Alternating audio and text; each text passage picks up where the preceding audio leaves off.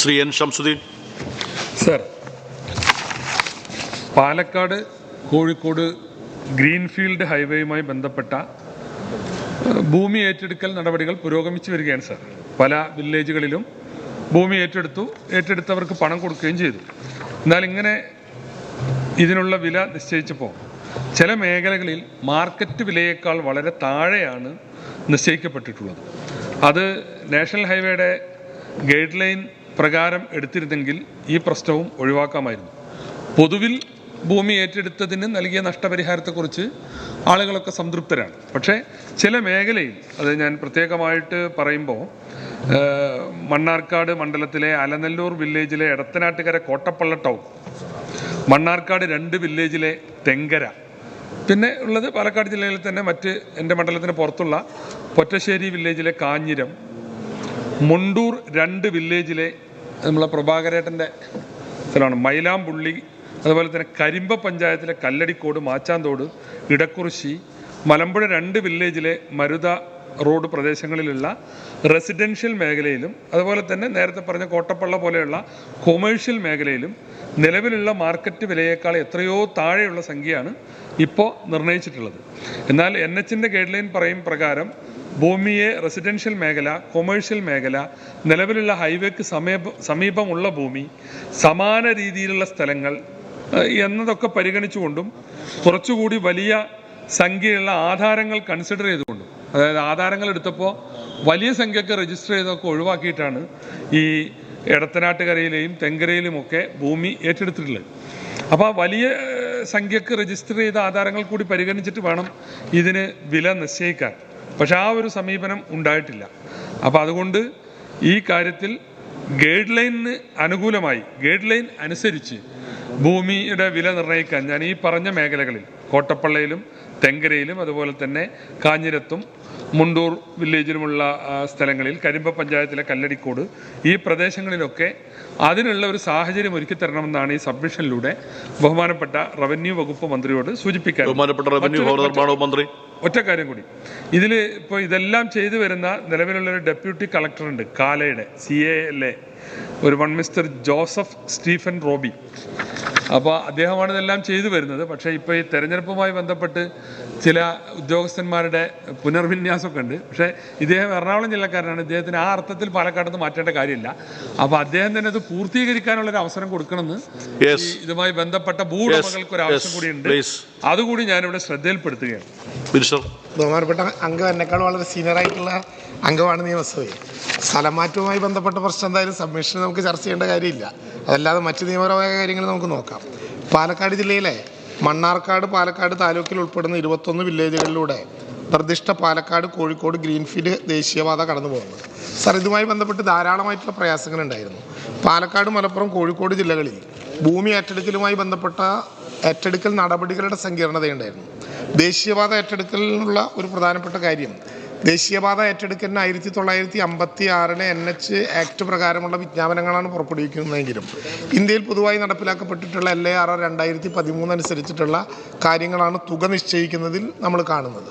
അതുകൊണ്ട് തന്നെ 3A വിജ്ഞാപനം പുറപ്പെടുവിച്ച് 3D പ്രകാരമുള്ള വിജ്ഞാപനം വരുന്നതിനിടയിൽ തന്നെ ചില തരം മാറ്റങ്ങളും കാണൻ ജന്മമാക്കലും ഉൾപ്പെടെയുള്ള കാര്യങ്ങളിൽ വളരെ പോസിറ്റീവായിട്ടുള്ള നിലപാടുകൾ ആ ജില്ലകളിൽ MLA മാരും ഞാനും ചേർന്ന് കോഴിക്കോട് വെച്ച് യോഗം ചേർന്നെടുക്കുകയും അതിൽ നല്ലതുപോലെ പുറകിൽ പോയി ആളുകൾക്ക് ആവശ്യമായിട്ടുള്ള സൗകര്യങ്ങൾ ഒരുക്കാനുള്ള ശ്രമം ഞങ്ങളെല്ലാവരും ചേർന്ന് ചെയ്യുകയും ചെയ്തിട്ടുള്ളതാണ്. 21 വില്ലേജുകളുടെയും ഭൂമിയുടെ അടിസ്ഥാന വില നിർണ്ണയം നടത്തുന്നത് competent authority four land acquisition കാല അംഗീകരിക്കുകയും ദേശീയപാത അതോറിറ്റിക്ക് സമർപ്പിക്കുകയും ചെയ്തിട്ടുള്ളതാണ്. ഗ്രീൻഫീൽഡ് ഹൈവേക്കായി പാലക്കാട്, കോഴിക്കോട്, മലപ്പുറം എന്നീ ജില്ലകളിലായി 572.62 ഹെക്ടർ ഭൂമി ഏറ്റെടുത്തിട്ടുണ്ട്. പാലക്കാട്, കോഴിക്കോട് ദേശീയപാത നിർമ്മാണത്തിന് വേണ്ടി ഏറ്റെടുക്കുന്ന ഭൂമി 2013 ഭൂമി ഏറ്റെടുക്കൽ നിയമം പട്ടിക 1 പ്രകാരമുള്ള നഷ്ടപരിഹാരവും ഭൂമിയിൽ താമസിക്കുന്നവർക്ക് പട്ടിക 2 പ്രകാരമുള്ള പുനരധിവാസവും നൽകുന്നതാണ്. ഏറ്റെടുക്കുന്ന ഭൂമിക്കും കുഴിക്കൂർ ചമയങ്ങൾക്കും വെവ്വേറെ വില നിർണ്ണയം നടത്തി ആയതിൻ്റെ ഇരട്ടി തുകയാണ് നഷ്ടപരിഹാരം നൽകുന്നത്. ഭൂമിയുടെ വില 2013 ഭൂമി ഏറ്റെടുക്കൽ നിയമത്തിൻ്റെ 26(1) വകുപ്പ് പ്രകാരം മാർക്കറ്റ് വില അഥവാ BVR കണക്കാക്കുന്നത്. മാർക്കറ്റ് വില തയ്യാറാക്കുന്നത് 56 NH ആക്ടിലെ 3D പ്രകാരമുള്ള വിജ്ഞാപനം പുറപ്പെടുവിച്ചതിന് ശേഷവുമാണ്.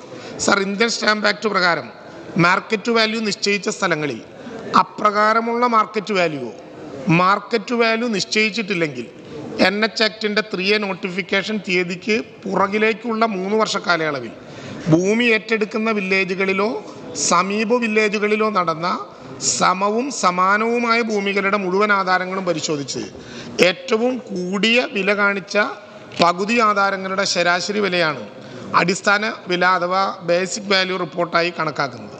സാർ, ഇത്തരത്തിൽ കണക്കാക്കിയ അടിസ്ഥാന വിലയുടെ ഗുണഘടനവും, അതായത് ഒരു നഗരത്തിൽ നിന്ന് 10 കിലോമീറ്റർ അപ്പുറത്താണെങ്കിൽ അതിൻ്റെ ഗുണഘടകം 1.2 ആകും, 20 കിലോമീറ്റർ അപ്പുറത്താണെങ്കിൽ അത് 1.4 ആകും, 20-നും 30-നും ഇടയിലാണെങ്കിൽ 1.6 ആകും, 30-നും 40-നും ഇടയിൽ ആണെങ്കിൽ 1.8 ആകും, 40-ന് മുകളിൽ ഇരട്ടി എന്ന വിലയിൽ കണക്കാക്കുകയും അതോടൊപ്പം പൊതുമരാമത്ത് കണക്കാക്കുന്ന വില, സോഷ്യൽ ഫോറസ്ട്രി വകുപ്പ് കണക്കാക്കുന്ന മരങ്ങളുടെ വില, കൃഷി വകുപ്പ് കണക്കാക്കുന്ന കാർഷിക വിളകളുടെ വില എന്നിവ കൂടി കിട്ടുന്ന ആകെ വിലയുടെ 100% സ്വലേഷ്യം അടക്കം കാണുന്ന വിലയും അതോടൊപ്പം 3A വിജ്ഞാപനം തീയതി മുതൽ അവാർഡ് തീയതി വരെ 12% നിരക്കിൽ മാർക്കറ്റ് വാല്യൂയുടെ അധിക വർധനവും കൂട്ടിയാണ് വില കണക്കാക്കുന്നത്.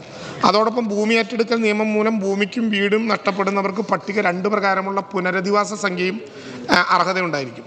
സാർ, സബ്മിഷനിൽ പരാമർശിക്കുന്ന പ്രദേശങ്ങളിൽ ഏറ്റെടുക്കുന്ന ഭൂമിയുടെ അടിസ്ഥാന വില നിർണ്ണയത്തിനായി ഏറ്റെടുക്കൽ പ്രദേശത്തും സമീപ പ്രദേശങ്ങളിലും ലഭ്യമായ സമാനമായ ഭൂമിയുടെ മുഴുവൻ ആധാരങ്ങളും പരിഗണിച്ചിട്ടുണ്ട് എന്നാണ് കാണാൻ കഴിയുന്നത്. ഗ്രീൻഫീൽഡ് ദേശീയപാത കടന്നു പോകുന്ന 21 വില്ലേജുകളിലെയും അവാർഡ് നിർണ്ണയം നിലവിൽ പൂർത്തീകരിച്ചിട്ടുള്ളതും ബഹുമാനപ്പെട്ട അംഗം പറഞ്ഞതുപോലെ ദേശീയപാത അതോറിറ്റിയുടെ അംഗീകാരത്തോടെ നഷ്ടപരിഹാരം വിതരണം ചെയ്യുന്ന നടപടികൾ പുരോഗമിച്ചു വരികയാണ്. മാത്രമല്ല, ഇതിൽ അംഗമുന്നയിക്കുന്ന കാര്യങ്ങളിൽ നമുക്ക് പോസിറ്റീവായ സമീപനമാണ് സർക്കാരിനുള്ളതെങ്കിലും 1956 ദേശീയപാത നിയമപ്രകാരം കോമ്പിറ്റൻ്റ് അതോറിറ്റി അഥവാ കാല ഒരിക്കൽ നിർണയിച്ച വിലയുടെ അടിസ്ഥാന വില അതോറിറ്റിക്ക് തിരുത്തുകയോ പുനഃപരിശോധിക്കുകയോ ചെയ്യാവുന്നതല്ല.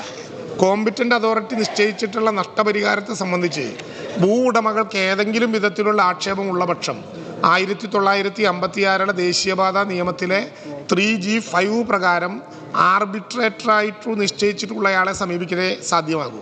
ആർബിട്രേറ്റർ ഇപ്പോൾ കളക്ടറാണ്. അതുകൊണ്ട് ബഹുമാനപ്പെട്ട അംഗം സബ്മിഷൻ പരാമർശിക്കുന്ന വില്ലേജുകളിൽ ഭൂമിക്ക് നിശ്ചയിച്ചിട്ടുള്ള അടിസ്ഥാന വിലകളിൽ ഉൾക്കൊള്ളിച്ചുകൊണ്ടുള്ള പട്ടിക സബ്മിഷനോടൊപ്പം ചേർക്കുന്നുണ്ട്. ഏതെങ്കിലും വിധത്തിൽ പരാതി ഉണ്ടെങ്കിൽ ആർബിട്രേറ്ററായിട്ടുള്ള കളക്ടറെ സമീപിച്ചാൽ ആവശ്യമായ നടപടികൾ എടുക്കാൻ നിയമപ്രകാരം അനുവാദവും.